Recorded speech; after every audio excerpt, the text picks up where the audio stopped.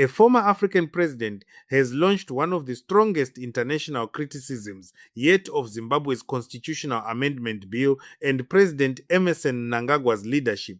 Former Botswana President Khama has accused Zimbabwe's leadership of pursuing what he described as a power-hungry agenda, claiming constitutional changes are being used to extend political control and weaken democracy. His comments have sent shockwaves across the region.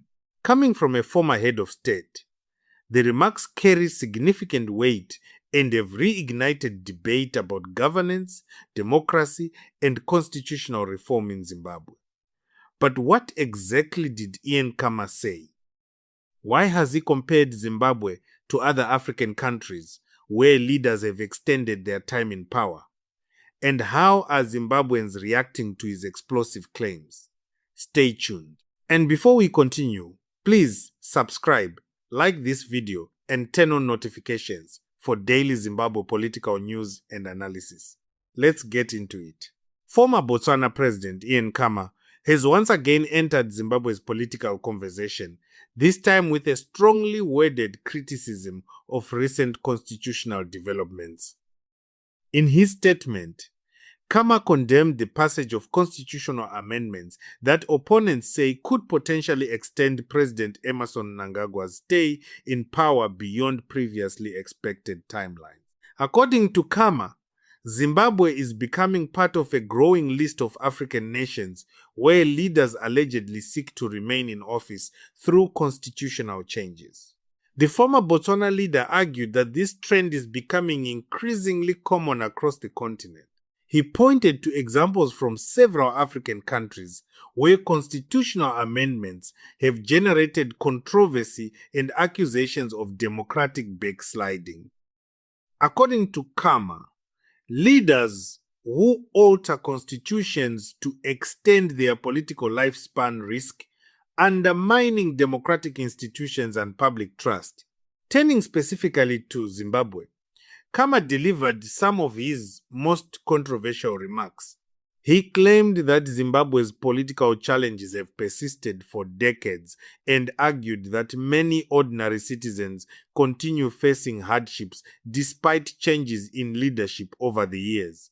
He suggested that while names and governments may have changed, some underlying political and governance issues remain unresolved. One of the most widely discussed parts of his statement involved comments he previously made during the launch of opposition politician Job Sikala's book. Khama recalled telling Sikala that, in his view, the only major changes since the Rhodesian era were the country's name and its leaders. The remark has generated significant debate because of its historical and political implications. Supporters of the government reject such comparisons, while critics argue they highlight unresolved governance concerns. The timing of Khama's intervention is particularly significant. His comments come shortly after the constitutional amendment bill passed through Zimbabwe's National Assembly with the required two-thirds majority. Supporters of the bill have described it as an important constitutional reform designed to improve governance and strengthen national institutions. Critics, however, continue expressing concerns about the long-term implications of the proposed changes. Political observers say Khama's remarks have amplified international attention on Zimbabwe's constitutional debate. While the discussion initially centered on parliament and domestic politics, comments from a former regional leader have expanded the conversation beyond Zimbabwe's borders. This has added a new dimension to an already controversial issue. Supporters of President Mnangagwa are unlikely to agree with Khama's assessment. Government officials and ruling party representatives have consistently defended constitutional reforms, arguing that they are lawful, democratic, and necessary for national development. They maintain that Parliament followed constitutional procedures and that elected representatives made their decisions through legitimate democratic processes. Meanwhile, opposition figures and government critics have welcomed Khama's comments, Some argue that his intervention reflects concerns shared by many citizens and regional observers. Others believe his remarks will encourage further debate about constitutional reform and governance across Southern Africa.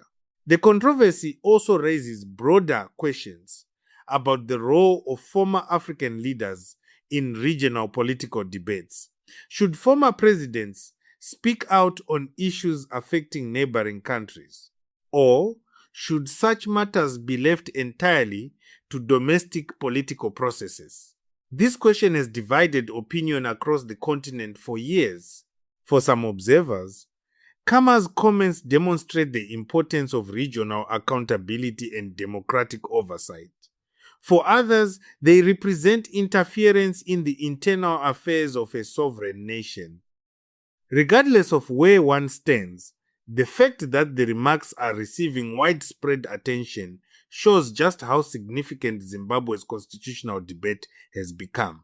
As Zimbabwe prepares for the next stage of the legislative process, attention will now shift to the Senate, where the constitutional amendment bill will face further consideration.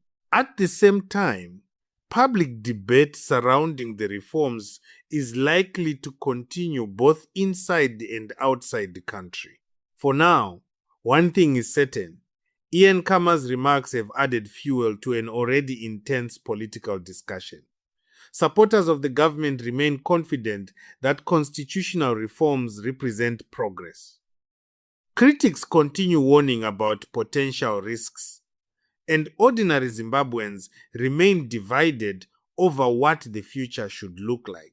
Whether Khama's comments influence public opinion remains to be seen, but his intervention has ensured that Zimbabwe's constitutional debate is no longer being discussed only within parliament. It is now part of a broader regional conversation about democracy, leadership, and the future of governance in Africa. Do you agree with former Botswana President Ian Khama's assessment of Zimbabwe's constitutional changes? Or do you believe the reforms are being misunderstood by critics? Let me know your thoughts in the comments below. If you enjoyed this report, please subscribe, like this video, and turn on notifications for daily Zimbabwe political news and analysis. Thank you for watching, and I'll see you in the next video.